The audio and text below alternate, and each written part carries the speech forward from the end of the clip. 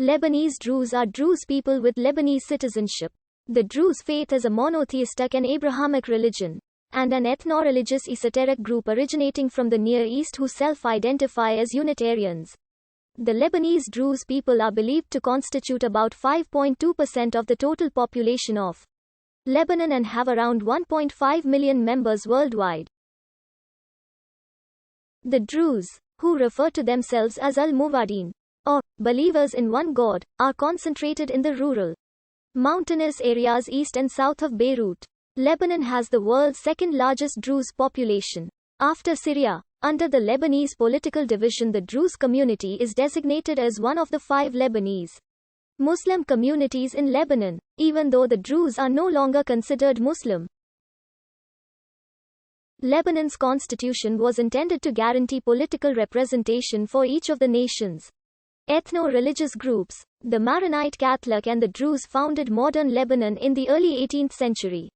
Through the ruling and social system known as the Maronite-Druze dualism, in Mount Lebanon, Mutezarifat, under the terms of an unwritten agreement known as the National Pact between the various political and religious leaders of Lebanon.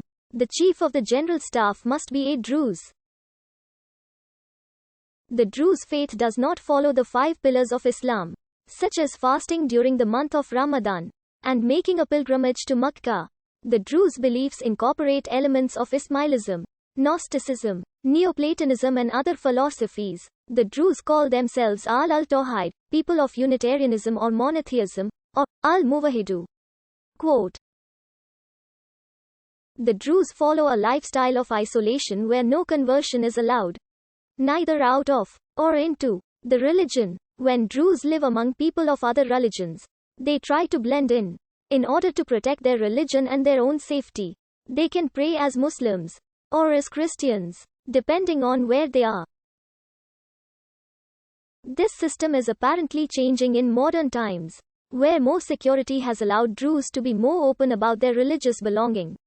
The Tanukhids inaugurated the Druze community in Lebanon when most of them accepted and adopted the new message that was being preached in the 11th century. Due to their leadership's close ties with then Fatimid ruler al-Hakim bi Amr Allah, the relationship between the Druze and Christians in Lebanon has been characterized by harmony and coexistence, with amicable relations between the two groups prevailing throughout history, with the exception of some periods, including 1860 Mount Lebanon Civil War. Historically, the relationship between the Druze and Muslims has been characterized by intense persecution. The Druze faith is often classified as a branch of Ismaili, even though the faith originally developed out of Ismaili Islam. Most Druze do not identify as Muslims, and they do not accept the 5 pillars of Islam. The Druze have frequently experienced persecution by different Muslim regimes such as the Shia, Fatimid Caliphate, Sunni Ottoman Empire, and Egyptiyale. The persecution of the Druze included massacres, demolishing Druze prayer houses and holy places, and forced conversion to Islam. Those were no ordinary killings in the Druze's narrative. They were meant to eradicate the whole community according to the Druze narrative. The Druze community in Lebanon played an important role in the formation of the modern state of Lebanon. And even though they are a minority, they play an important role in the Lebanese political scene. Before and during the Lebanese Civil War, the Druze were in favor of Pan-Arabism and Palestinian resistance represented by the PLO. Most of the community supported the Progressive Socialist Party formed by their leader Kamal Jumblat, and they fought alongside other leftist and Palestinian parties against the Lebanese Front, that was mainly constituted of Christians. After the assassination of Kamal Jumblat on 16 March 1977, his son Walid Jumblat took the leadership of the party and played an important role in preserving his father's legacy after winning the Mountain War, and sustained the existence of the Druze community during the sectarian bloodshed that lasted until 1990. In August 2001, Maronite Catholic Patriarch Nasrallah Boutros toured the predominantly Druze Chof region of Mount Lebanon and visited Mukhtara, the ancestral stronghold of Druze leader Walid Jumblat.